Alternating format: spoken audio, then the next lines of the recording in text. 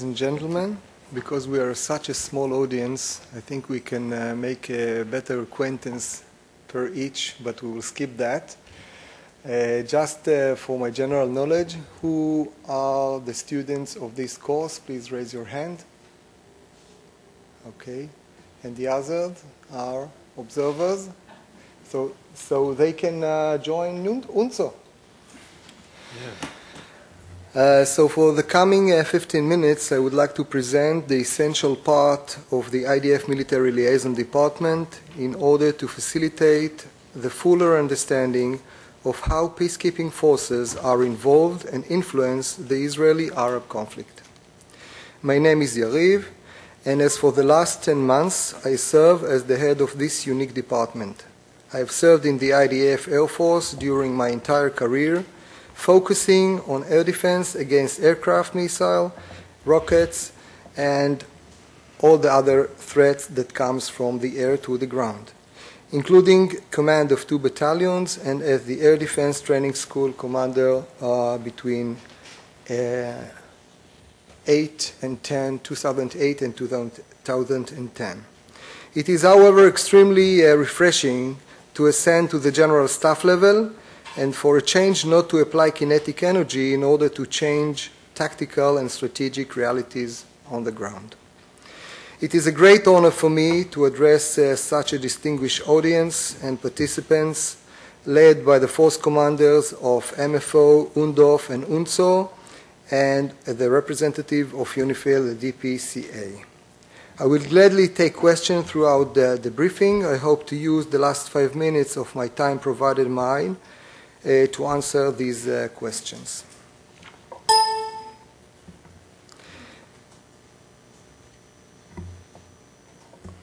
As you can see, the IDF Liaison Department is responsible for maintaining working relationship with all these counterparts. Peacekeeping forces, UNIFIL, UNSO, UNDOF, and MFO, whom together are manned by 19,000 people, all operating under Security Council resolution and under strictly defined mandate.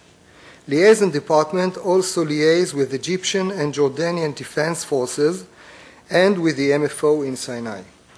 The characteristic and scope of cooperation share a few similarities, but are profoundly different between peacekeeping forces and sovereign military forces. During this briefing, I will focus on our liaison with the 3 peacekeeping forces. After briefly describing the IDF Liaison Department and its mission, I would like to focus on the Northern Liaison Center, where currently the vast majority of liaison with peacekeeping forces is conducted on a daily basis in order to provide you with the IDF perspective. In addition, I will try to provide a few examples of how liaison serves as an operational tool for commanding officers on the ground, as well as shed some light on the inherent tension between different echelons of military activity related to the liaison. At the end of this short briefing, I hope that you will have gotten a fuller understanding of how these peacekeeping forces contribute to stability along our borders. Naturally, I will not elaborate about the mandates, structures of AOs of any of the peacekeeping forces, since I trust this will be most aptly provided by the force commander themselves. The Liaison Department is part of the Strategic Division, which belongs to the J5 Planning Directorate. The Strategic Division is responsible for all military diplomatic relations between the IDF and foreign armies, as well as with peacekeeping forces and NGOs. I will shortly demonstrate, despite the fact that we belong to and are part of the General Staff, our boots stand on solid ground with representations in all of 3 regional commands and in the most important territorial divisions, such as along the Lebanese border, Syria, and along the Egyptian border. As well as dealing with peacekeeping forces and foreign armies and cooperating on a bilateral basis, the strategic division also assesses and develops policy and strategic guidance for the IDF in core issues concerning force design and force deployment, which is done by the Planning Department and Regional Strategic Department, as you can see here. While presenting this slide for you to read, I will try to refrain from doing the obvious mistake of reading for you all the written text before you. So please.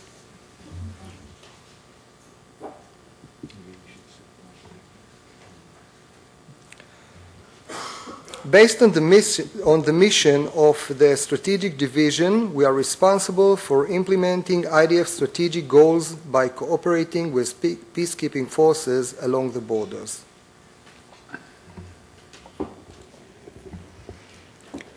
Liaison Department is internationally represented majors in regional division headquarters, for example, Lebanon and the Golan, and lieutenant colonels at the level territorial commanders, for example, Tzfat.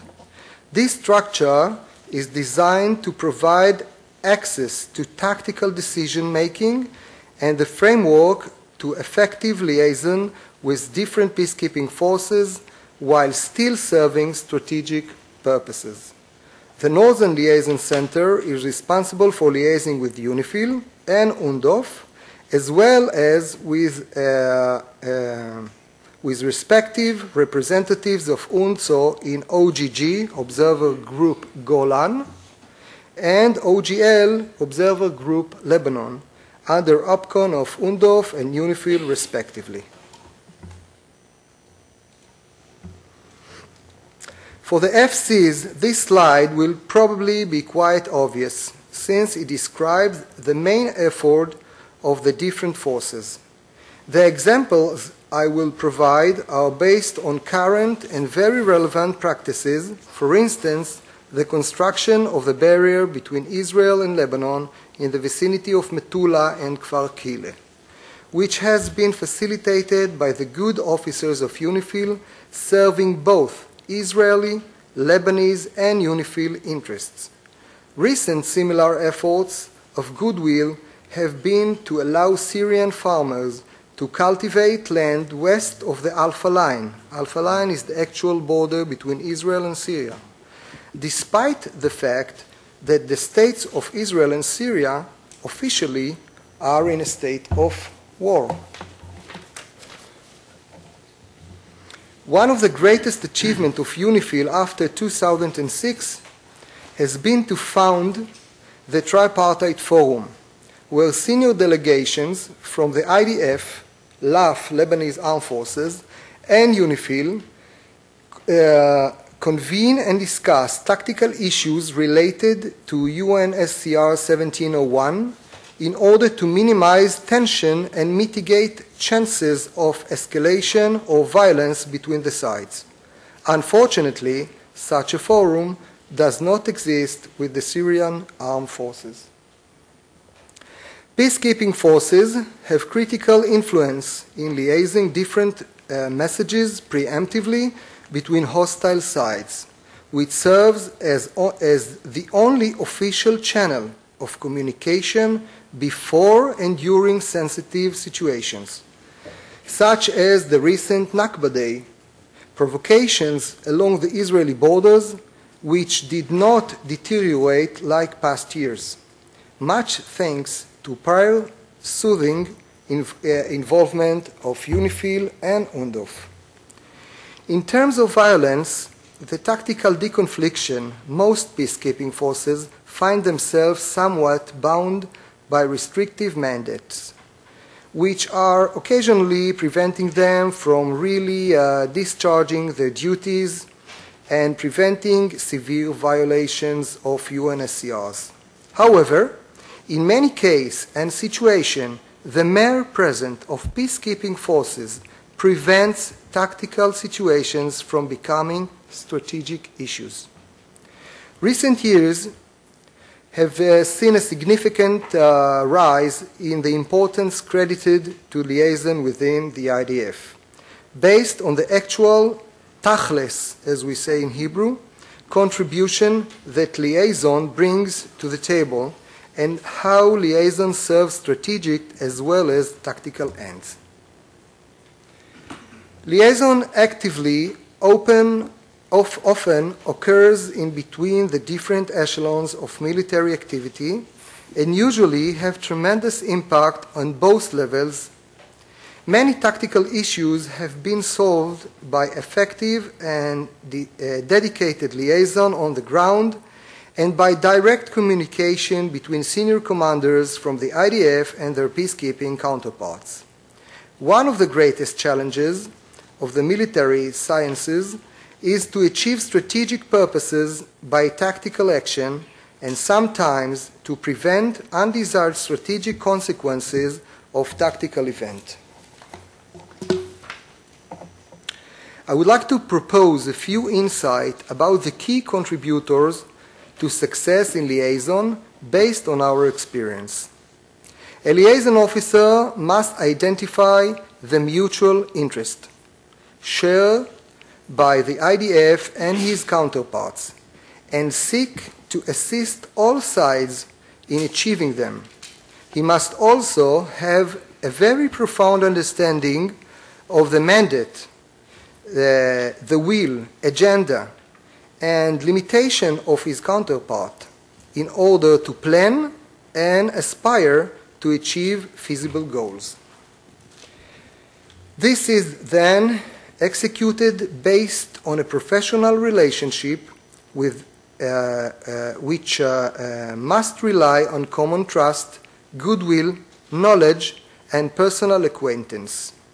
The word of the liaison officer is sometimes his only tool and must therefore be cherished and safeguarded from abuse. Truth and honesty above all. Thank you.